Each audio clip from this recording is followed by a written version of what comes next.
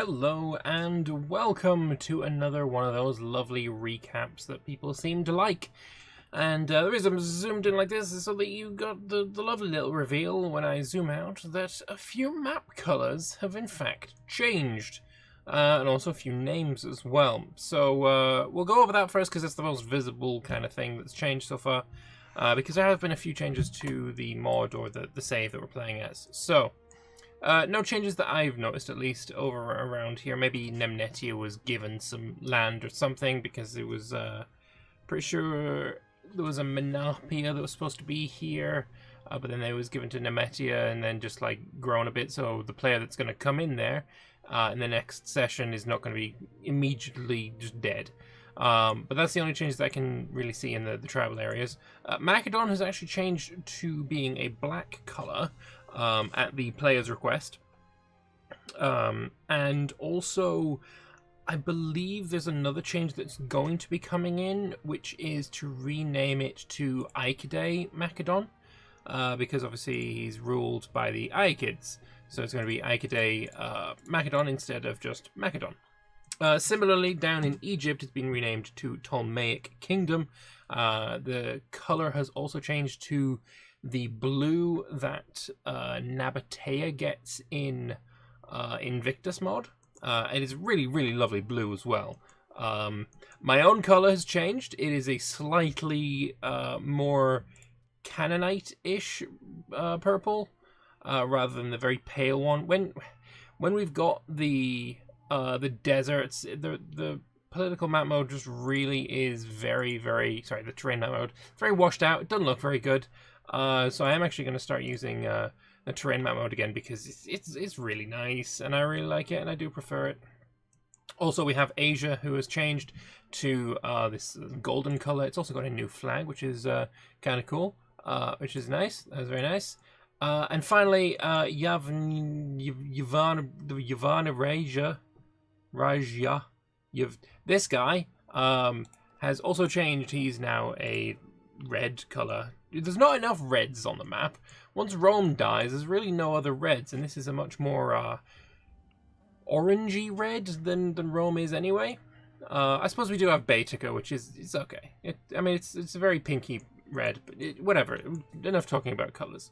Some other changes to the map. We'll go over the changes before we go over the occurrences in the last session. So another change has been to megapolyremes and octares. And I don't know if I'm going to be able to show what they do. Oh, no, I do see it. Okay, so megapolyremes. Previously, in the last episode, they were able to float up to, say... Do I have one over here? Yeah. Say we've got a port here, which has a fort on it. Megapolyreme floats up this river, clicks a button, and just Thanos snaps a fort out of existence, which... personally, I kind of think is a wee bit bullshit. And of course, this was spurred on by me disliking what happened to me in the war that we had. And I made a bit of a fuss about it, and because I have all the power here, I was able to get it changed. Removing that feature from the megapolyremes basically makes them a bit like just tankier octares. So octares have lost their ability to capture ports. So right now, in vanilla, an octare and a megapolyreme can float up to, say, this here, click a button, capture this port. Then they can immediately land, and it's a very fast way of disembarking troops. It's actually really powerful. Now the Octera has lost that ability and the Megapolyreme has it, and that is making the Megapolyreme still be unique in that regard. They're also going to have their costs reduced, and also... Actually, I think it already has. Wasn't Megapolyremes 50? Maybe it already has had that happen. But anyway, their costs and the maintenance reduced, which is going to make up for it a little bit. That is, I believe, all of the changes that I can think of. It's the changes that I can think of that affect things right now. There's other changes that we have such as changes to the espionage system. So in the previous game that we played where I was Rhodes, in the last session I went to war with Rome, which is played by the Macedon player. And when fighting, I use the espionage feature, which is unlocked in Oratory down here. You can enable the espionage character interaction. Basically what it means is you can send one of your characters into another person's country. There is an event that can happen when that is going on, which selects one of their legions, reduces their movement speed dramatically, reduces their morale, and that lasts for 24 months. Personally, I kind of think that's flavorful. I kind of like it, but I do recognize that if it happened to me, I might not feel that way. I don't know. But the complaint is that there is no defense whatsoever against it. So we're going to be looking at making some changes there, so there would be a way to defend against it. I don't want to make it impossible because I do like the idea of it. But we're looking at ways that, you know, the espionaged against player would be able to do something. Maybe invest in bodyguards or invest in counter-espionage or something along those lines. We're not so super sure just yet. Another thing that has changed is the way that you bribe and steal other characters. So, for example, the Delian League here, if we have a look at his Archon, I guess not anymore, his previous Archon made friends with Eugrus Adalid, my lovely researcher man. Can we even see? Yeah. His now physician is his friend. This was the former Archon, because he was trying to steal this character from me, and like, why wouldn't you? He's freaking Marshal 19, which is insane. The issue is, in vanilla, you don't to get them bribed and recruited, you need to be friends with him, and he has to have a loyalty below something like 60, which is insane. What we've done is reduce it so that their loyalty has to be below 33. So he has to be disloyal. Once he's disloyal, then you can recruit, but not before then, which is perfectly reasonable. And something that I'm going to do as soon as we start the game is I'm going to give this guy free hands naturally. So he'll be a bit more difficult to be stolen from me. I think that's all the changes, at least the ones that I can remember. And now let's talk about the occurrences in the last session. So we started off fairly reasonably. We took over Gaza, which is now causing many problems in Palestine, as this place is in a constant state of rebellion. We're going to have to maybe work on fixing that, or perhaps just tank it and then conquer it. Now that these two forts are gone, it's actually kind of easy, so thanks, Nolet, for deleting these forts specifically, and we'll be able to conquer that back. It's not going to be a problem. Ideally, what I'm going to do is just basically build up this session anyway. So we had that, and then we were building up. We did do a lovely little war in India, where I got myself just shy of 6,000 ducats, which I was very, very happy with. Potentially that's going to happen again, because we're generally very friendly with Yavanna Raya. We want to stop him, the Indian guy, from forming Bharata Varsha and just being ungodly powerful and unstoppable. So my tacit support is being given to, I'm just going to call you Bactria. No, I'm going to call you Yavanna. This is Yavanna, right? From now on, just Yavanna. We're giving tacit support to Yavanna just so that we can prevent this guy from exploding into power. And if that involves bringing my army over, sacking a few cities, and gaining myself some ducats, well, I ain't going to complain about that, you know? We're going to do that again, more than likely. Which is, you know, I have seen some people make the claim that because I dislike the massive diplomatic range that we have in this mod, I still don't like it, I think it's garbage, that I should be complaining. I shouldn't be complaining about that because I went to India. It's like, well, the the diplomatic range is already in. I am not going to force it to be removed in this game. It won't be in the same way in the next game. But for now, I'm making use of it. I'm going to make myself some money, and I'm going to stop this guy from becoming ungodly powerful. That just makes sense to me. And also, all we did was send one army. It's like, it's not even something to whinge about. And it is whinge. It is whinge. But yeah, that's probably going to happen again, as we want to help out the Bactrians, the Yavanas. And then, after we finished this war, we started the building work on the Lantern of Sur, which is going to complete in 98 days, so pretty close to the start of the next session. Some other things that happened, well, Asia sent me a message saying, Boss, break your alliance with Bosporan Kingdom. Apparently, during a voice chat I was doing with the Macedon and Punic League players, I was asked if I would defend Bosporan Kingdom if it was attacked. Apparently I said no. I don't recall this at all, but I do have a notoriously shitty memory. And so I was... apparently that information was spread, and Asia thought I was going to not defend Asia. He attacked, there was a war. So initially, they thought that Punic League plus Asia versus Bosporan Kingdom was fair.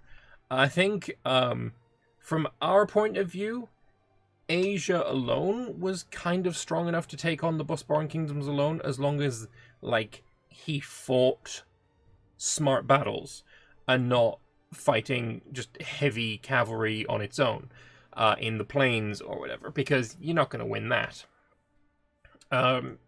So when I jumped in, I was mostly fighting the Punic League. It's strange, because the Punic League, if he brought all of his forces over, could defeat me. However, the Punic League was not bringing all of his forces. The Punic League only had about 50,000. I did not know this, so when I was fighting, I was like, well, I can't beat the Punic League on my own.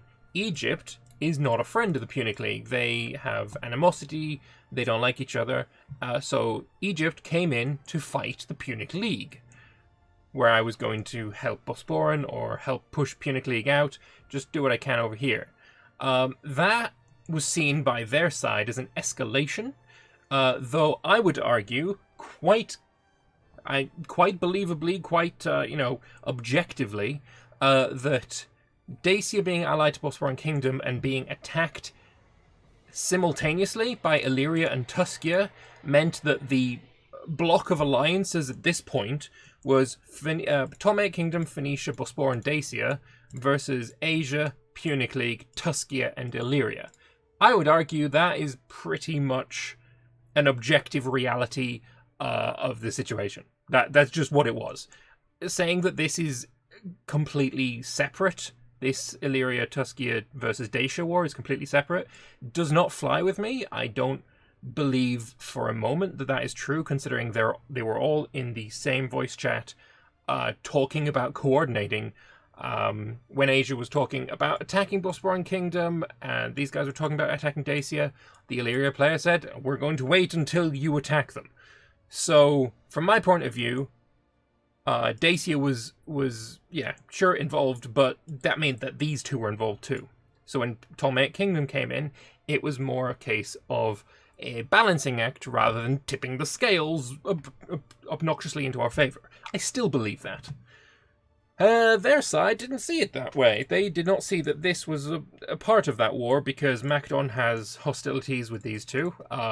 Not that that is in any way relevant, in my opinion. So, what happened was Macedon raised his levies, was about to get called in, but had waited too long, and I think it's a year, it might be 6 months, after the war is declared, you can't call someone in. Delian League, however, did manage to get in. So Delian League comes in. Most of what he did was burning down or Thanos snapping down fortresses and taking coastlines. And while it's annoying, and it certainly was annoying, it wasn't massively destructive, right?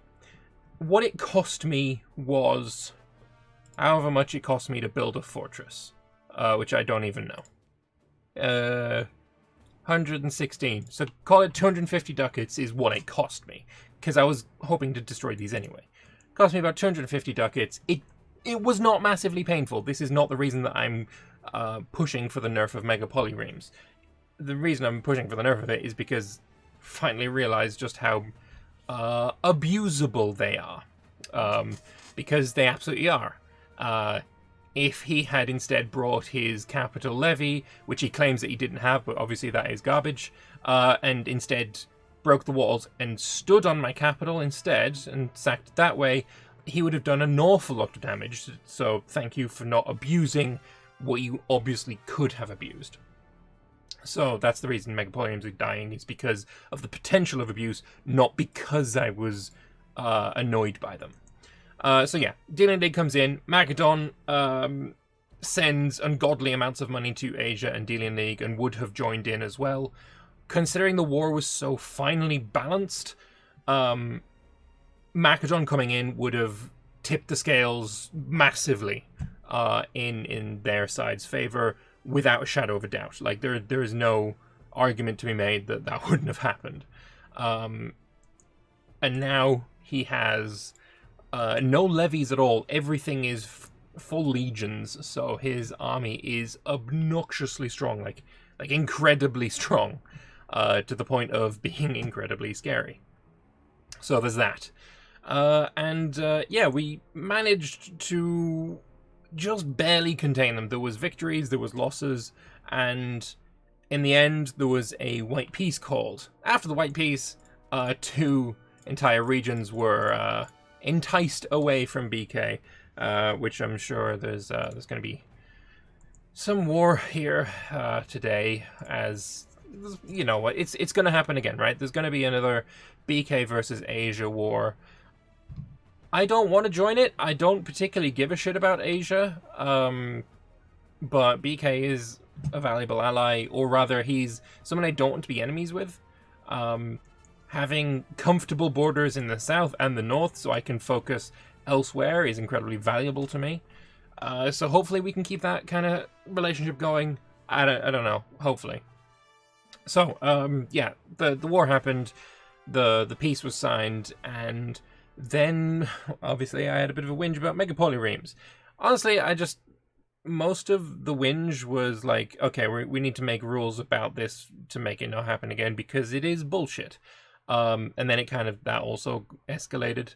There were some harsh words said, but everyone is friends again now, and yes, 'tis just a game, you know? 'Tis just a game. So, before we go, I am going to bring up the Stronginess graph, which has had a little bit of an update. So, this is the latest World Stronginess map, or graph, and the changes that have been added to it are in its entirety down to your military traditions and your military inventions. So those have been calculated and added together, and basically added to your score. What it is if we go to, not there, traditions, how many traditions have you got? Because that'll be added. And also how many martial advanced techs have you taken, just to see who has the best army. So as you can see, I don't really have a whole lot of either of those.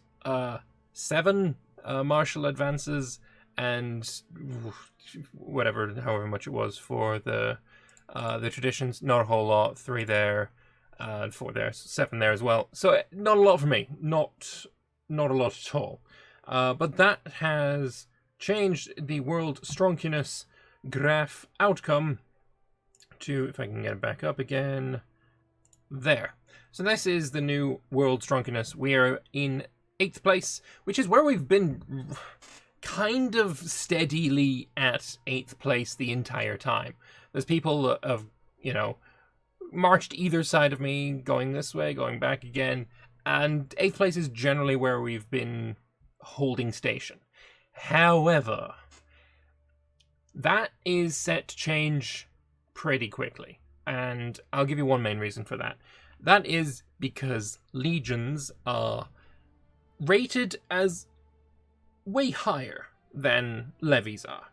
So if I was to take my army, what I would need, of course, is the Royal Guard Law. I just don't have the political influence right now. If I was to take the Royal Guard Law and then raise a legion in my capital, 41 legionaries strong, apparently, due to testing done by Jake, who makes this map, that would put me at 3rd place. So we are, I would argue, deceptively strong, which is quite nice. As well, if we manage to integrate Nineveh here, which is going to be done in 31, 5 more years, that is going to put us above the 4,000 pop rank. When I get 4,000 pops, that puts me ahead of the Ptolemaic Kingdom. When I get that many pops, that puts me ahead of the Bosporan Kingdom. Puts me ahead of Macedon. Puts me ahead of Media. Doesn't put me ahead of the Indian, obviously. Punic League, we'd be on par with. So, we are deceptively strong. For pops, we're kind of hovering around, like, the 2nd most. As soon as Nineveh gets integrated, that's going to be really, really good for me. There is one issue, though, and that is Nineveh is neither Canaanite nor are they Phoenician. So we're going to have that issue again. We have done really well when it comes to religious conversions. We've managed to get ourselves almost to 80% now, which is fantastic considering we start with like a coastline that's Canaanite. But we've done nothing when it comes to integration. If I was to integrate the Assyrians, that would make things a lot easier, but I really don't want a second, whatever culture group this... I chose Macedon, yeah. Whatever culture group this is. Aramaic. I don't want a second Aramaic, you know? I am happy having just one Aramaic. If I was to get another culture accepted, it would probably be... I'm not going to say, because that would probably show plans, I don't know. Maybe Macedonian, if I plan on murdering a bit more of... I don't know. No, I wasn't meaning that I was going to attack you. I meant, like, you know, there's Macedonians in, like, Cyprus or whatever. No, look, culture-wise, what would be best for me if no one was my friend, and I was completely alone, Median, Armenian, Meroitic, Bohairic, maybe Phrygian, I don't know, it seems they're pretty big, you know, culture groups, right, is all I'm saying, right? That would be the smart play. But I don't want a second, whatever they were, I can't remember, Aramaic. What I need to do in this session is culture conversion. And that is a hefty need for me. It's going to be helped along by my Wonder, which has, I can even tell, yeah. Pop Simulation speed plus 20% is really, really nice. The Lantern of Sur is going to be very important. I need to get back into the habit of building great theatres. I need to build these pretty much everywhere, especially in, well, up in the north, anywhere there's Aramaics. Ideally, I would also build them where there's Babylonians to catch different cultures. I don't know. Maybe Babylonian can actually never be integrated. Because if I do so, I would lose...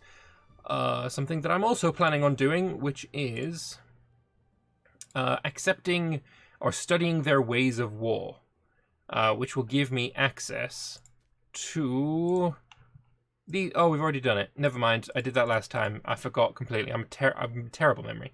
But I want these, right? I want to start going into these traditions. They're very powerful. They're very good. If I was to integrate Babylonian, I would lose access to those. So we're obviously going to be keeping them. But anyway, I've rambled for far too long. Plans for the session. I am going to try and convert everything. If there's a war, I'll probably take part. Be it Asia v BK, I might take part in that. Satavana versus Yavanna may take part in that. Punic League versus Ptolemaics may take part in that. I don't know where the chips are going to fall. I'm just going to try and do my best, as per usual. But how about... you come and watch me do my best, because if you're watching this on the release, I am actually streaming right now, this session that I've been talking about. So come along And, you know, tell me what you think I should do, where my plans should fall and lie and go for, right? Because, you know, it's fun to have people in chat telling me their opinions. And they never get ignored, because I read chat all the time. Anyway, thank you all very much for watching. Come over to twitch.tv/Lambert_. I am currently streaming, and I hope to see you there. Bye-bye.